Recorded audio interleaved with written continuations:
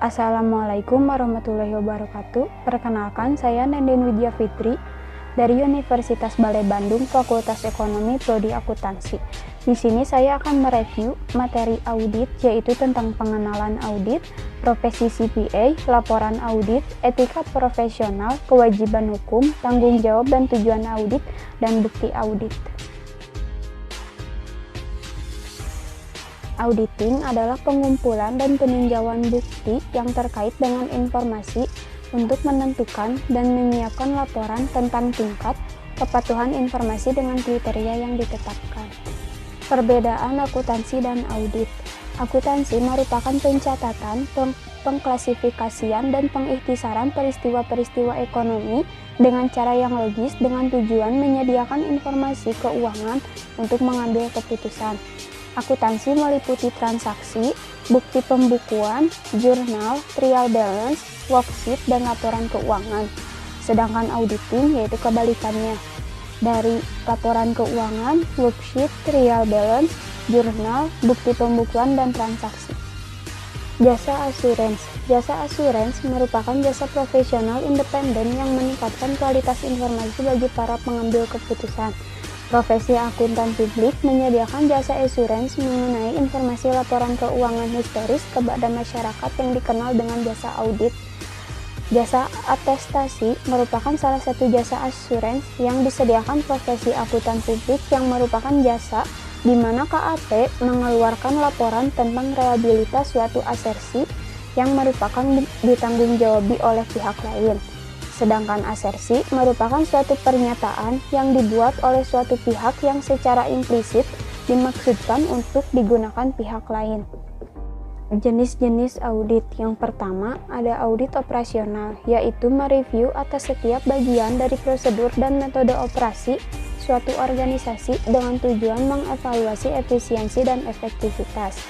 Yang kedua, ada audit ketaatan, yaitu suatu audit yang dilakukan untuk menentukan apakah entitas yang menerima bantuan keuangan dari pemerintah telah mematuhi hukum dan peraturan tertentu. Yang ketiga, audit laporan keuangan, yaitu suatu audit yang dilakukan untuk menentukan apakah informasi yang diaudit dinyatakan sesuai dengan kriteria yang telah ditetapkan. Jenis auditor. Yang pertama, kantor akuntan publik, yaitu melakukan pengaudit laporan keuangan historis yang dipublikasikan oleh pemerintah serta organisasi non-komersial. Yang kedua, auditor internal pemerintahan, yaitu mengevaluasi efisiensi dan efektivitas operasional berbagai program pemerintah, bekerja dalam Badan Pengawasan Keuangan dan Pembangunan atau BPKP. Yang ketiga, auditor dalam pemeriksaan keuangan, yaitu mengaudit informasi keuangan dari berbagai macam badan pemerintah, baik pusat maupun daerah, sebelum diserahkan kepada DPR. Yang keempat, auditor pajak, yaitu menentukan apakah SPT sudah memenuhi peraturan pajak yang berlaku atau belum. Yang kelima, auditor internal, yaitu audit bagi manajemen, tetapi auditor internal tidak dapat sepenuhnya independen. CPA atau Certified Public Accountant merupakan program pengembangan profesi bagi akuntan yang diselenggarakan oleh Institut Akuntan Publik Indonesia atau IAPI. Sertifikat ini ditujukan bagi mereka yang ingin meningkatkan kompetensi dan mendapatkan izin menjadi akuntan publik. Kegiatan kantor akuntan publik. Yang pertama, jasa akuntansi dan pembukuan untuk menyusun laporan keuangan. Yang kedua, jasa perpajakan untuk menyiapkan SPT, pajak perusahaan dan perorangan. Yang ketiga, jasa konsultasi manajemen untuk mengoperasikan bisnis secara lebih efisien. Dan yang keempat, perencanaan keuangan. Public Company Accounting Oversight Board atau PCAOB, yaitu dewan yang dibentuk untuk mengawasi auditor perusahaan publik, yang mencangkup penetapan standar auditing dan pengendalian mutu. Badan Pengawas Pasar Modal dan Lembaga Keuangan atau BAPEPAM-LK adalah badan pemerintah pusat yang membantu menyediakan informasi yang andal bagi investor untuk membuat keputusan investasi. IAPI atau Institut Akuntan Publik Indonesia berwenang menetapkan standar dan aturan mengenai standar audit, standar kompilasi dan review, standar atestasi lainnya, dan kode etik. Standar audit yang berlaku umum. Prinsip akuntansi yang diterima umum atau GAAP adalah standar yang mengatur bagaimana peristiwa-peristiwa ekonomi dilaporkan. Contohnya, prinsip harga perolehan dan pengakuan pendapatan. Standar audit yang diterima umum atau GAAS adalah pedoman untuk membantu auditor memenuhi tanggung jawab profesionalnya dalam audit atas laporan keuangan historis. Terdiri dari yang pertama, standar umum, yaitu kualitas pribadi yang harus dimiliki auditor. A. Pelatihan dan kecakapan teknis yang memadai. B. Sikap mental yang independen. Dan C. Kemahiran profesional. Yang kedua, standar pekerjaan lapangan, yaitu pengumpulan bukti dan aktivitas lain selama pelaksanaan audit yang sebenarnya. A. Perencanaan pengawasan yang memadai. B. Memahami entitas dan lingkungannya termasuk pengendalian internal.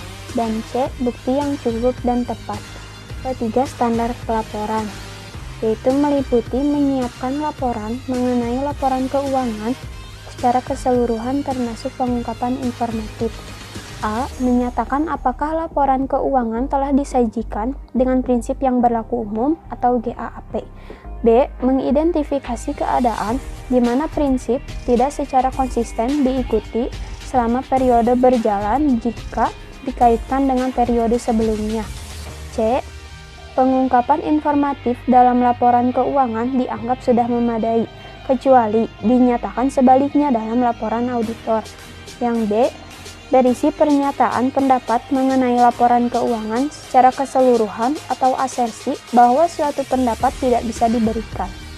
Pengendalian mutu yaitu metode yang digunakan untuk memastikan bahwa kantor tersebut telah memenuhi tanggung jawab profesionalnya kepada klien maupun pihak lain. Review sejawat atau pre-review, yaitu review yang dilakukan kantor-kantor akuntan publik atas ketaatan satu kantor akuntan publik pada sistem pengendalian mutunya. Laporan audit adalah hasil akhir dari proses audit, yaitu laporan yang menyatakan pendapat auditor mengenai kelayakan laporan keuangan perusahaan yang sudah sesuai dengan prinsip akuntan yang berlaku. Jenis-jenis laporan audit. Yang pertama, laporan audit wajar tanpa pengecualian standar, yaitu laporan yang diterbitkan oleh akuntan publik apabila semua kondisi audit telah terpenuhi, tidak ada salah saji yang signifikan yang telah diungkapkan dan belum dikoreksi, serta pendapat auditor bahwa laporan keuangan tersebut telah disajikan secara wajar sesuai dengan kerangka kerja laporan keuangan yang berlaku. Yang kedua, laporan gabungan tentang laporan keuangan dan pengendalian internal atas pelaporan keuangan, yaitu laporan audit tentang laporan keuangan dan keefektifan pengendalian internal atas pelaporan keuangan yang diisyaratkan bagi perusahaan publik berukuran besar. Yang ketiga, laporan audit wajar tanpa pengecualian dan paragraf penjelasan atau modifikasi kata-kata, yaitu suatu laporan wajar tanpa pengecualian di mana laporan keuangan telah disajikan secara wajar, tetapi auditor yakin bahwa merupakan hal yang penting atau wajib untuk memberikan informasi tambahan. Yang keempat, pendapat wajar dengan pengecualian, yaitu suatu laporan yang diterbitkan apabila auditor yakin bahwa laporan keuangan secara keseluruhan telah disajikan secara wajar, tetapi ada pembatasan ruang lingkup audit atau data keuangan menunjukkan kelalaian dalam mengikuti GAAP atau PSAK. Yang kelima, pendapat tidak wajar, yaitu suatu laporan yang diterbitkan apabila auditor yakin bahwa laporan keuangan secara keseluruhan mengandung salah saji yang material atau menyesatkan, sehingga tidak menyajikan secara wajar posisi keuangan perusahaan atau hasil operasi dan arus kas sesuai dengan GAAP. Yang keenam, menolak memberikan pendapat, yaitu suatu laporan audit yang diterbitkan apabila auditor tidak meyakinkan dirinya bahwa laporan keuangan secara keseluruhan telah disajikan secara wajar atau auditor merasa tidak independen. Yang terakhir, materialitas, yaitu suatu salah saji dalam laporan keuangan, pengetahuan yang akan memengaruhi keputusan yang diambil oleh pemakai laporan. Etika atau etik secara garis besar dapat didefinisikan sebagai serangkaian prinsip atau nilai moral. Dilema etika atau ethical dilemma yaitu situasi yang dihadapi oleh seseorang di mana ia harus mengambil keputusan tentang perilaku yang tepat. Kode etik adalah suatu pola aturan, tata cara, tanda pedoman etis di dalam melakukan suatu kegiatan ataupun suatu pekerjaan. Kode etik berhubungan dengan perilaku seseorang. Dalam pembentukannya, kode etik memiliki dua tujuan utama, yaitu yang pertama, kode etik bertujuan melindungi kepentingan masyarakat dari kemungkinan kelalaian, kesalahan, atau pelecehan baik disengaja ataupun tidak disengaja oleh anggota profesi.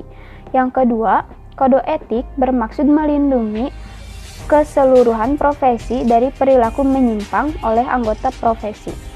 Kode etik harus berisi mengenai apa yang boleh dan apa yang tidak boleh dilakukan oleh anggota profesi, apa yang harus didahulukan dan apa yang boleh dikorbankan oleh profesi ketika menghadapi situasi konflik. Tujuan dan cita-cita luhur profesi dan bahkan sanksi yang akan dikenakan kepada anggota profesi yang melanggar kode etik. Menurut Common Law, para profesional audit harus bertanggung jawab untuk memenuhi apa yang telah dinyatakan dalam kontrak dengan klien. Apabila auditor gagal memberikan jasa atau tidak cermat dalam pelaksanaannya, mereka secara hukum bertanggung jawab kepada klien atas pelanggaran kontrak atau kepada pihak lain selain klien mereka. Kegagalan bisnis, yaitu situasi ketika perusahaan tidak mampu membayar utangnya kepada pemberi pinjaman atau memenuhi harapan para investor karena keadaan ekonomi atau bisnis. Kegagalan audit yaitu situasi di mana auditor mengeluarkan pendapat audit yang tidak benar karena gagal memenuhi persyaratan standar audit. Resiko audit yaitu kemungkinan bahwa auditor akan menyimpulkan setelah melaksanakan audit yang memadai bahwa laporan keuangan yang telah dinyatakan secara wajar, sedangkan dalam kenyataannya mengandung salah saji yang material. Sumber kewajiban hukum yang pertama, kewajiban kepada klien.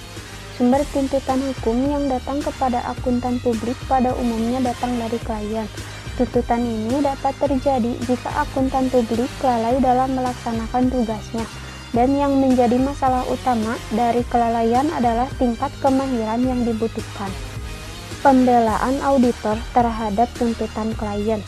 Yang pertama, tidak ada tugas yang harus dilaksanakan, bahwa kantor akuntan publik yang mengklaim bahwa tidak ada kontrak yang tersirat atau yang dinyatakan jelas. Yang kedua, pelaksanaan kerja tanpa kelalaian. Auditor dapat mengklaim bahwa ia telah melaksanakan prosedur atau standar auditing dengan benar. Yang ketiga, kelalaian kontribusi. Auditor mengklaim bahwa klien gagal melaksanakan kewajiban tertentu dan kegagalan itu yang menyebabkan kerugian yang diklaim tersebut. Yang keempat, ketiada hubungan sebab akibat atau timbal balik. Pembelaan auditor di mana auditor menegaskan bahwa kerugian yang diklaim oleh klien sama sekali bukan disebabkan oleh tindakan auditor. Yang kedua, kewajiban kepada pihak ketiga menurut Common Law. Yang pertama ada doktrin Ultramarx.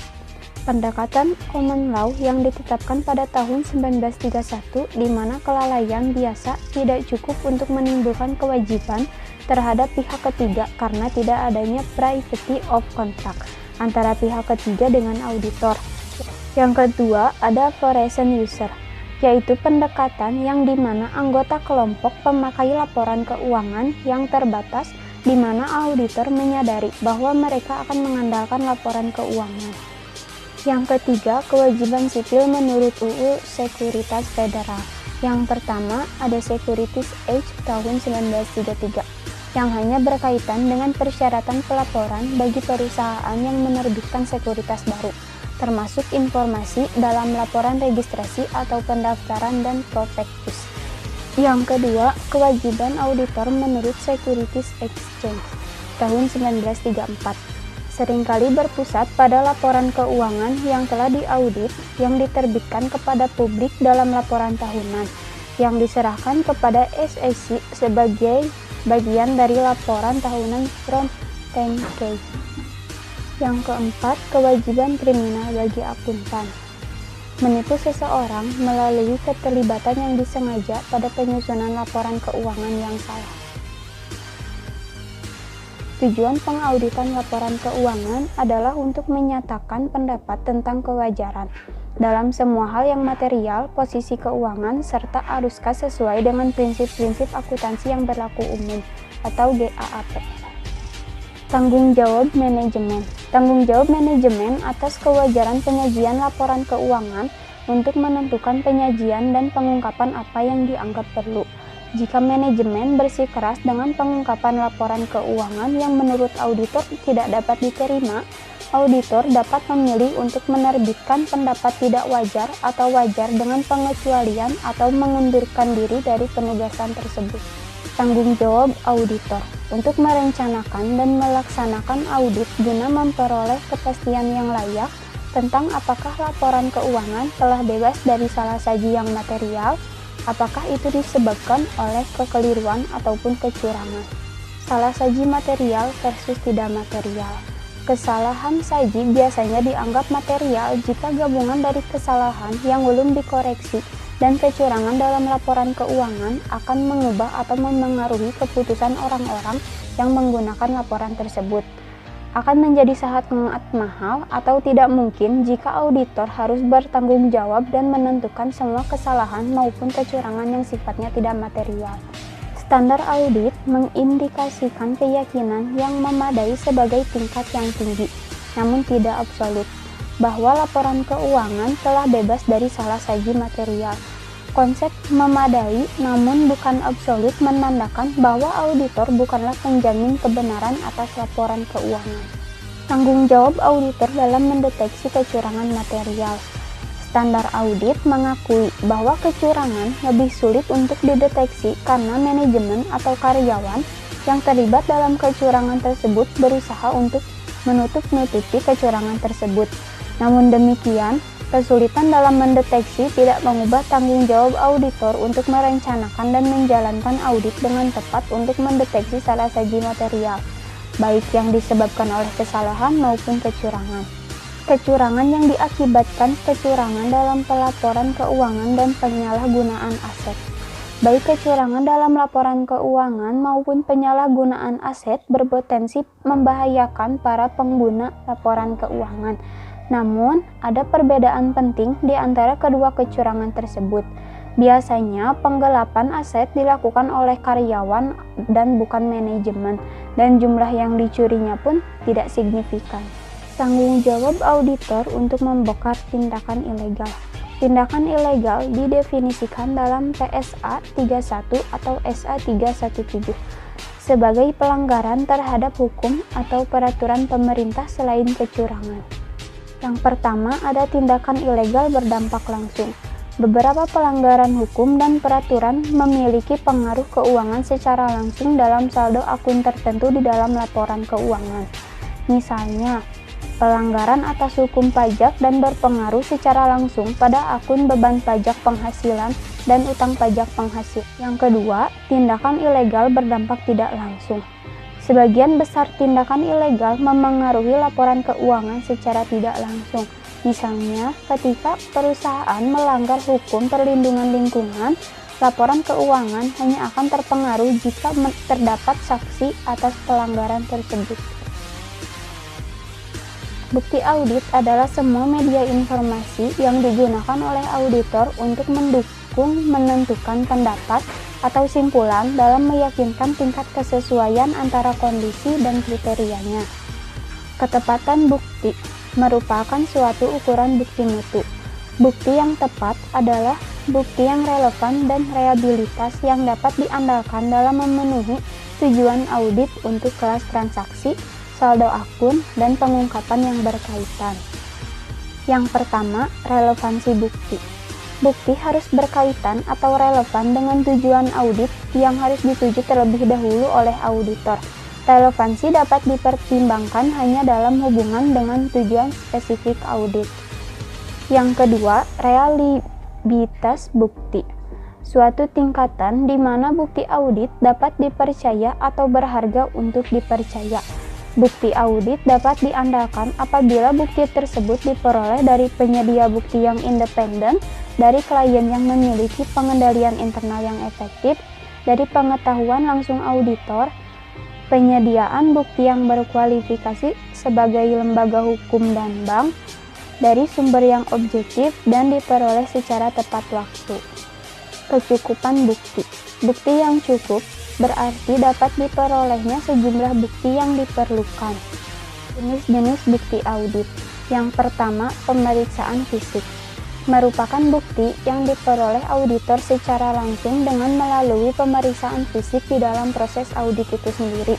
Misalnya, pemeriksaan fisik terhadap persediaan secara langsung oleh auditor. Yang kedua, konfirmasi. Merupakan salah satu proses untuk memperoleh dan menilai suatu komunikasi langsung dari pihak ketiga atas jawaban permintaan informasi tentang unsur tertentu. Yang ketiga, dokumentasi. Setidaknya kita memiliki fotokopi dari file tersebut. Yang keempat, prosedur analitis. Evaluasi informasi keuangan melalui analisis hubungan yang masuk akal antara data keuangan dan non-keuangan.